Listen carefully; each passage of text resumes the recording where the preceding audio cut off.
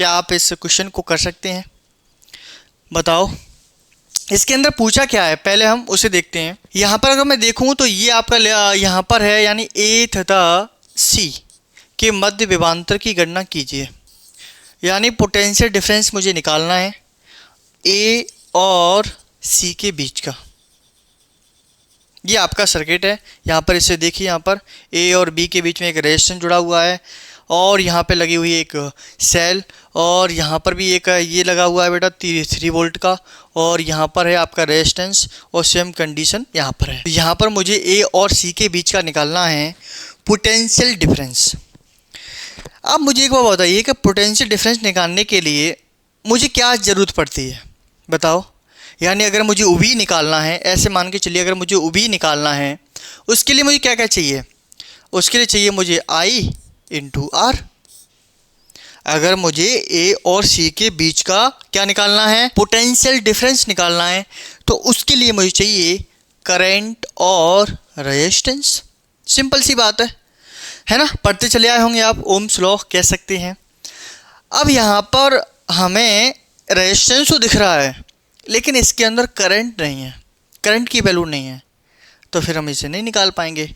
अब इसके अंदर पहले हमें करंट निकालना होगा, तभी हम इस क्वेश्चन को आसानी से कर सकते हैं। अब इसमें लगाना है थोड़ा सा दिमाग।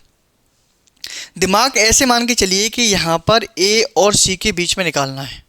अगर मैं आपसे बोलूँ कि इसके अंदर जो करंट फ्लो हो रहा है उसे हमें मानना होगा। जैसे अगर मैं मान के लूँ इसके अंदर जो करंट जा रहा है वो जा रहा है आपका I1 प्लस के I2। आप बोलोगे सर इतना बड़ा क्यों माना है भाई, I1 और I2 क्यों माना? मैंने इसे इसलिए माना क्योंकि ये करंट जब इस पॉइंट पे पहुंचेगा तो कुछ करंट तो इधर जाएगा और कुछ जाएगा इधर। तो मैं ये कह देता हूँ ना कि इसके अंदर जो करंट जा रहा है वो I1 जा रहा है और इसके अंदर जा रहा है वो I2 जा रहा है। इस वजह से मैंने यहाँ पर I1 प्लस के I2 माना, है ना। आसानी हो जाएगी ना। हमें कोई भी क्वेश्चन है वो सिंपल करना है। ये करंट यहाँ पर आया और ये I1 और ये नीचे गया I2। बच्चों यहाँ पर भी I2 होगा, ये यहाँ पर भी I2 होगा, यहाँ पर भी I2 होगा, और यहाँ पे मिल जाएगा ये, और सेम कंडीशन यहाँ पर भी होगी I1 और ये आपका I1 और ये आपका मिल जाएगा, और यहाँ से फिर I1 प्लस के I2। समझ पा रहे हैं? तो आप किसी भी तरीके से अब I1 और I2 की वैल्यू यहाँ पर निकाल लीजिए और आपका आंसर आ जाएगा। फिर तो पोटेंशियल डिफरेंस निकालना है, फिर तो आराम से निकाल सकते हैं आप। तो अब यहाँ पर हमें I1 और I2 की वैल्यू निकालनी है। अब इसके अंदर हम लगाएंगे KVL। KVL क्या है बताइए? KVL अगर आपने इससे पिछले वाले लेक्चर देखा हो तो समझ गए होंगे। जो हम यहाँ पर ये क्वेश्चन कर रहे हैं वो कर रहे हैं किरचॉफ वोल्टेज लॉ, है ना। किस तरीके से लगाना है वो हम यहाँ पर देखना है। किरचॉफ वोल्टेज लॉ, इसके लिए सबसे पहले हमें चाहिए एक बंद लूप। क्या यहाँ पर बंद लूप है? हाँ, मुझे यहाँ पर 2 बंद लूप दिख रहे हैं, ABCA, और एक बंद लूप है ACDA। दोनों बंद लूप हैं, दोनों के अंदर हम लगाने वाले हैं KVL। शुरू करें? बिल्कुल। तो इसके अंदर हम जाते हैं, यहाँ से देखो मैं शुरुआत करता हूँ A से B और B से C और C से A। मैं जा रहा हूँ यहाँ पर ABCA। आया होगा समझ? बिल्कुल। अब आप यहाँ पर देखिए कि जब मैं A से B गया तो मुझे पहले मिला यहाँ पर रेजिस्टेंस, यानी 1 ओम का है, और धारा आ रहा है आपका कितना, I1, और धारा सामने से आ रही है, और मैं जा रहा हूँ A से B। जब धारा सामने से आती है तो हम कौन सा लेते हैं, यानी पॉजिटिव लेते हैं। तो ये आपका हो जाएगा I1 इंटू 1। आगे बढ़ा, मुझे बैटरी मिली कौन सी, नेगेटिव। जब बैटरी नेगेटिव हो तो कैसा लेंगे, तो हम लेंगे पॉजिटिव। तो ये आपका हो जाएगा 2 वोल्ट दिया है ना, तो 2 लिख देंगे यहाँ पर। आगे और बढ़िए, हम आए BC, इधर जाना है। सबसे पहले मैं पहुंचा यहाँ पर तो मुझे मिला पॉजिटिव और ये आपका नेगेटिव। तो पॉजिटिव मिला है तो बैटरी कैसी लेंगे, नेगेटिव लेंगे, तो -3 लिखेंगे यहाँ पर। और आगे बढ़िए, यहाँ पर आ रही धारा सामने से और रेजिस्टेंस जुड़ा हुआ है, तो कितना हो जाएगा, यानी I1 इंटू 1। अब हम जाएंगे C से A की ओर।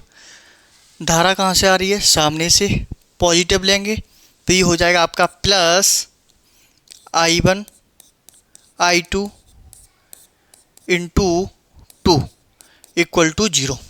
आया समझ में? दोबारा से मैं बता देता हूँ। देखो मैं यहाँ पर ABCA इस वाले लूप के अंदर KVL लगाना है। किस तरीके से लगाएंगे? मैं जा रहा हूँ A से B की ओर। जब मैं A से B की ओर गया, धारा कहाँ से आ रही है? सामने से आ रही है। जब धारा सामने से आती है तो हमेशा कैसा लेते हैं? पॉजिटिव लेते हैं। तो बेटा देखो I1 into R, I1 into R, IR हो गया ना, वोल्टेज हो गया एक तरह से। हाँ, हम और आगे बढ़े तो ये बच्चों क्या है? नेगेटिव है। नेगेटिव है तो हम पॉजिटिव एंट्री लेंगे। कभी हमें नेगेटिव मिलता है तो पॉजिटिव लेते हैं। और आगे बढ़े और हमें मिली बैटरी कौन सी? पॉजिटिव। पॉजिटिव मिलेगी तो हम उसे नेगेटिव लिखेंगे।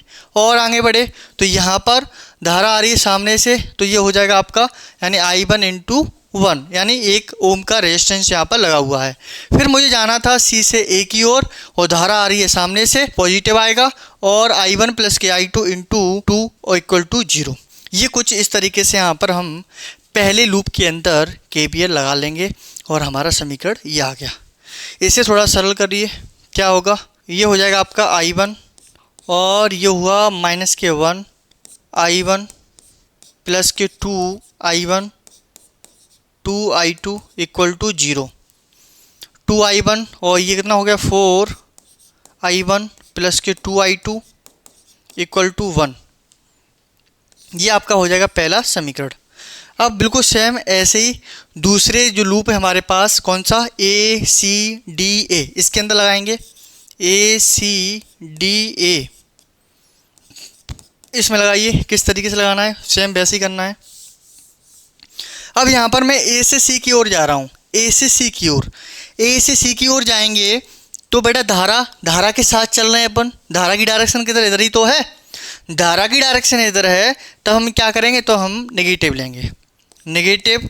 और इसके अंदर धारा है I1 plus I2 into resistance कितना है? 2 ओम का है।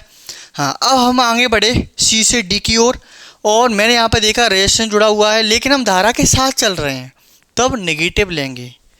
तब क्या लेंगे? नेगेटिव। और ये हो जाएगा I2 इंटू 1। और आगे बढ़े, ये आपका क्या है? नेगेटिव है ना, छोटा वाला नेगेटिव होता है, तो फिर पॉजिटिव लेंगे यानी प्लस के 4। आगे बढ़िए और यहाँ पे आगे बढ़ेंगे तो क्या होगा बताओ? D से A आ रहे हैं तो पहले मुझे 1 ओम, तो यहाँ पे आ रहा है I2, तो धारा के साथ चल रहे हैं तो माइनस के I2 इंटू 1। और आगे बढ़े, मुझे पहले मिला माइनस का यानी नेगेटिव मिला, तो हम पॉजिटिव एंट्री लेंगे यानी प्लस OB इक्वल टू 0। इसे कर लीजिए आप सरल। तो माइनस के 2 I1 माइनस के 2 I2 माइनस के I2 प्लस के 4 और ये कितना हुआ बताइए? यहाँ पे हो जाएगा आपका माइनस के I2 और प्लस के 2। अब यहाँ पर जोड़िए, यहाँ पर I1 और कहीं I1 है? नहीं है, तो यहाँ पे आ जाएगा माइनस के 2 I1 I2 3 I2 4 I2 minus के 4 I2 है ना। अब यहाँ पे हुआ 6 इंटू 6 इक्वल टू 0। ये समीकरण मेरे पास यहाँ पर आ गया, ठीक है। इसमें से अभी मैं 2 कॉमन ले सकता हूँ, है ना। जब हम 2 कॉमन लेंगे तो क्या होगा वो देखना। 2 अगर हमने कॉमन लिया तो यहाँ पे बचेगा माइनस के I1 माइनस के 2 I2 प्लस के 3। सही बात है, एक बात देख लीजिए, यानी I1 माइनस के I1 माइनस के 2 I2 प्लस के 3 बचेगा। सेम है बिल्कुल। इसी समीकरण हम बोल देंगे सेकंड। ये आपका सेकंड समीकरण हो गया। पहला समीकरण क्या है उसको भी यहीं पे लिख लेते हैं। पहला समीकरण देखिए 4I1 प्लस के 2I2 इक्वल टू 1। इसको लिख लेंगे इधर 4I1 plus 2I2 equal to 1। ये आपका हो गया पहला समीकरण, है ना, ये पहला ही था। अब यहाँ से मुझे I1 और I2 की वैल्यू निकालनी है। निकाल सकते हैं आप लोग। बिल्कुल सिंपल तरीका है भाई। देखो ये जोड़ रहे हैं ना, I2 मैच कर गया। जोड़ने पर क्या करेंगे बच्चों, इसे ऐड करेंगे। तो जोड़ेंगे तो ये कट कैंसिल आउट हो गया। यहाँ पे बचेगा 3I1 इक्वल टू, हाँ ये 3 उधर जाएगा तो कितना होगा, -3 हो जाएगा ना। ये यहाँ से अगर ऐसे उठाएं यहाँ से हम, तो ये -3 हो जाएगा। -3 इसे ऐड करेंगे तो -2 आएगा। तो ये आपका आएगा I1 बराबर -2/3, यानी I1 की वैल्यू आ रही है यहाँ पर -2/3। I1 की वैल्यू रख दीजिए किसी भी समीकरण में, आपका आंसर आ जाएगा। इसमें रखें, सिंपल कौन सा है, इसी में रख लेते हैं ना। तो ये हो जाएगा आपका 4 × I1 कितना है, -2/3 प्लस के 2I2 इक्वल टू 1। अब इसमें गुणा करिए, 4 × -2 -8 होगा, उधर ले जाइए उसको, 2I2 1। अब उधर लेके जाएंगे तो कितना होगा, माइनस का जा रहा है ना उधर, तो पॉजिटिव जाएगा यानी प्लस का जाएगा। तो ये हो गया 8/3। अब इसे कर लेंगे सरल, 2I2 इक्वल टू 3, 8 9 10 11, तो 11/3 और 6 नीचे पहुंचेगा तो ये आपको हो गया I2 बराबर 11/6 एम्पियर। I2 की वैल्यू हमारे पास आ गई। लेकिन मुझे निकालना क्या है, मुझे निकालना है A और C के बीच में पोटेंशियल डिफरेंस। तो उसके लिए मुझे I1 प्लस के I2 चाहिए, है ना। तो इन दोनों को हम जोड़ देते हैं, I1 प्लस I2 को जोड़ दीजिए, I1 प्लस I2। I1 की वैल्यू कितनी आई थी, -2/3, और ये हो गया आपका प्लस के 11/6, है ना। कैसे कैसे करना पड़ रहा है भाई, कैलकुलेशन तो है इस क्वेश्चन के अंदर, है ना। तो ये हो जाएगा 11 और कितना आएगा 7/6, 7/6 आ गया भाई। जब मैंने इन दोनों को जोड़ा तो 7/6 इतने एम्पियर का करंट इसके अंदर फ्लो हो रहा है। AC जो AC वायर था उसके अंदर की मैं बात कर रहा हूँ। अब मुझे बताइए, मुझे निकालना है पोटेंशियल डिफरेंस, वो भी बराबर होता है IR। I मेरे पास आ गया है और R है ये। बस अब मुझे यहाँ पर फाइनल पहुँचना है और आंसर निकालते हैं। वो भी क्या हो जाएगा ना, वो भी A और वो भी C निकालना है। तो I कितना है, I1 प्लस के I2 और इंटू R, इसकी वैल्यू कितनी है 7/6 और R उसमें है 2, तो ये हो गया 7/3 वोल्ट। ये है आपका आंसर। कैलकुलेशन है थोड़ी सी, है ना, देख लेंगे। कुछ इस तरीके से यहाँ पर हमें निकालना है। देखिए, आई थिंक आपको समझ में आ गया होगा। देखो, समझने में इसमें कुछ भी नहीं है। सबसे पहले हमें यहाँ पर कॉमन सेंस यही लगाना है। सबसे पहले तो यही देखना है कि KVL किस तरीके से लगाते हैं, और दूसरी बार में फिर हमें ये देखना है कि किस तरीके से हम A और C के बीच में जो करंट है उसको हम मान के चलें और वोल्टेज तक पहुँचे। कि वोल्टेज निकालने के लिए वो भी बराबर IR फार्मूला होता है। तो इसके अंदर मुझे पहले I चाहिए, तो I को निकाला हमने, I का गुणा R में कर दिया, तो हमें वोल्टेज मिल गया A और C के बीच का। तो आई थिंक आपको ये क्वेश्चन बहुत अच्छे समझ में आ गया होगा। अगर अभी भी कोई कन्फ्यूजन है तो आप कमेंट बॉक्स में बता सकते हैं। चलिए, तो मिलते हैं नेक्स्ट वीडियो में, तब तक के लिए जय हिंद।